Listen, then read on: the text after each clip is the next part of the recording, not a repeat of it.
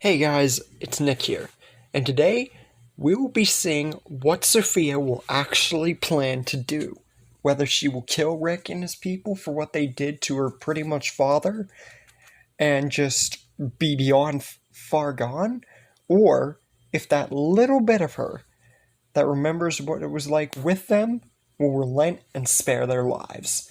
This is part 22 to What If Sophia Joined Negan.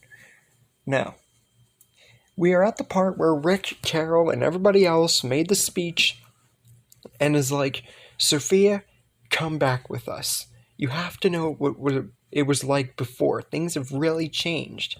But it seemingly all falls on deaf ears.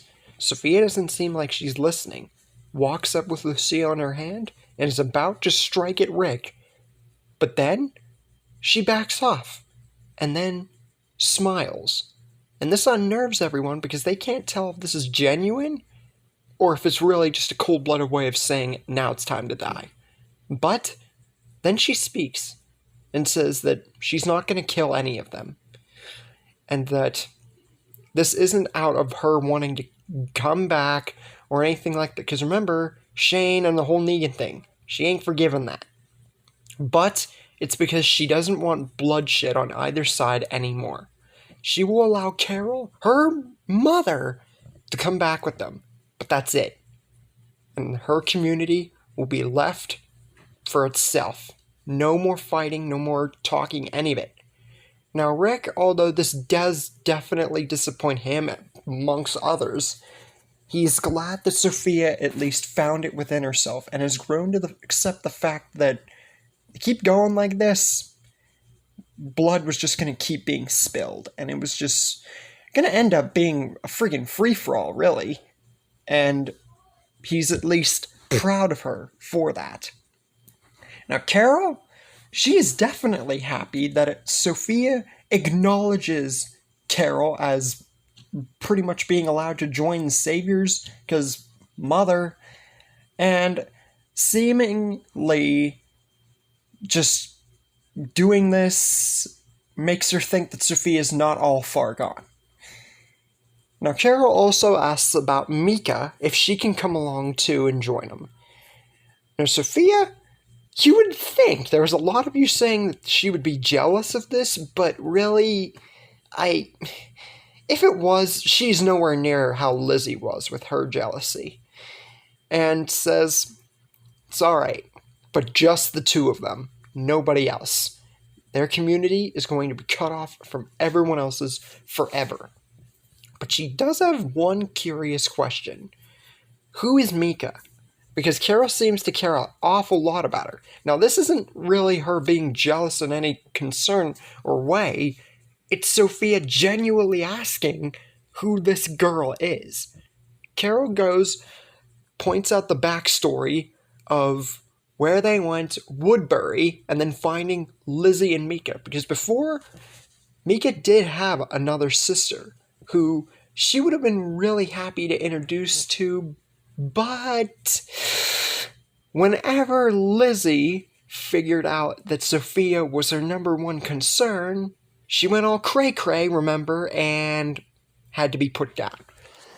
Sophia ultimately understands that, yeah, honestly, if she had been alive now and just then had the whole jealousy thing, it probably would not have ended well. So maybe it's for the best that she was put down. And Sophia, although not showing it to Rick or anybody else, is really happy to at least see her mother again. Because even though she's part of, like, Rick's group and them whole abandoning thing, it's her mom. Let's be real here. And Mika, she decides to learn to get used to seeing, being around, and all that stuff. But now, with all that out of the way, we don't get any true lineup scene. I mean, we kinda did, but kinda didn't. So, this is still pretty much the end of Season 6, if not going straight into the beginning of Season 7 territory. And Carol and Mika have joined the Saviors, and they all go back to the Sanctuary. Once Rick and them all get back to Alexandria, every one of the other communities, the leaders, that of which being Jadis from the Scavengers, Gregory from Hilltop, Tanya from Oceanside, and Ezekiel from the Kingdom, are all known about what happened and such. But not everything's peaches and cream, because as I've mentioned in other stories, even though there haven't been many stories where the whole Negan thing was wrapped up rather quickly. But with Jadis being around still, and her people, and all that, she would try to trade someone to get into the CRM. But with Sophia being around and Rick, yeah. Once again, this is a story where Jadis doesn't get anywhere. No Heath, no Tara, no nothing. And that's happened in the majority of my stories, if not pretty much all of them. So, yeah. Now, you might think that I'm just throwing the garbage people all the way to the curb. Pretty much in every one of my stories, the garbage people just do not matter. It's almost like I'm putting the garbage people in the garbage. Get it? Know what I mean? Get it? Because they're garbage people, and I don't really utilize them enough in the stories. Do you get it? Because they're It's funny. But aside from all that nonsense, anyway, back to the main focus there. Sorry, I don't really get to do jokes in these stories, so I figured that I'd spruce it up a little. But anyways, enough with all that yammer. The whole group and everybody for the rest of the story is a lot bigger here because of what's happened. We have a lot of survivors. Spencer, Ethan, Lori, Carl, Sasha, Gavin, Glenn, Martinez, Milton, Heath, Richard, Tyrese, Paula, Jesse, Merle, Mika, Jared, Megan, Natanya, Owen, Nicholas, Andrea, Abraham, Deanna, Sam, Eric, Benjamin, Shiva, Martinez, Beth, Big Tiny, and the older lady of the Saviors that I could not remember the name of. Anyway, a lot of survivors. But anyway, the other thing is, Dwight and Sherry, who I've never focused on really.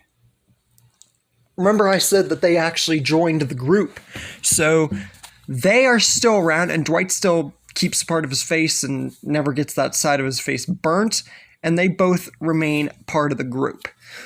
Olivia and Denise are also around. So, I mean, small thing really, but still worth pointing out. Anyways, Abraham and Eugene, since this is just getting into season 7, have solved their differences about what happened before and all that. And Abraham acknowledging Eugene's skills. And Abraham and Sasha, since it was never really truly a thing, actually fully get together 100% because they were never able to. Anyway, Carl remains two-eyed, and like the majority, if not all of my stories, gets together with Enid. Now, whether or not they had a kid, I would not know around this time, but it would probably most definitely happen, like I've focused on before. Except the whole Carl Jr. thing, that was more or less in just my original What If Rick Didn't Kill Shane, so yeah. Anyways, King Ezekiel still keeps the whole king standard because he hasn't lost anybody, and Shiva's still around, so it's pretty good for his character development. And also, because Carol is going with Sophia and their whole community's getting shut off, and Carol's never went to the kingdom, so this means that Carol and Ezekiel won't get together, most likely ever. So, yeah. Morgan also never goes crazy again. He still remains in the mentality of Eastman, like permanently, because he hasn't lost anybody. No Benjamin death or anything. So he still remains okay and teaches the stick, the Aikido, to not only Benjamin and Henry, but Owen too. Because remember, I have focused on Owen as a character now. So he gets taught the stick to, because he was good in the redemption until Carol killed him and then he sacrificed himself. So here, he actually learns Aikido. So, nice little nod there.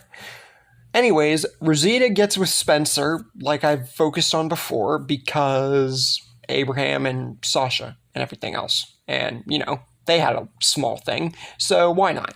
Anyways, Glenn is also around to actually be around the father for Herschel Jr., little Herschel. And speaking of Herschel, something very interesting, if you guys have not caught on with the series already, Herschel is still alive. Yeah, the old man Herschel, I have never focused on Herschel or Dale having survived past, really, Terminus, but here, I feel that with circumstances, Herschel would live.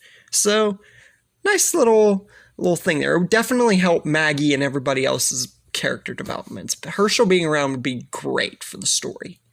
And Alexandria as a whole would be in much better shape because there was no war. There was nothing taken from any of the communities, really. So, in all honesty, this, like I focused on in many other stories, sorry if I'm sounding repetitive, it would be pretty much just a downgraded saga. And if you guys watch the original and would compare it to this would be tame as crap.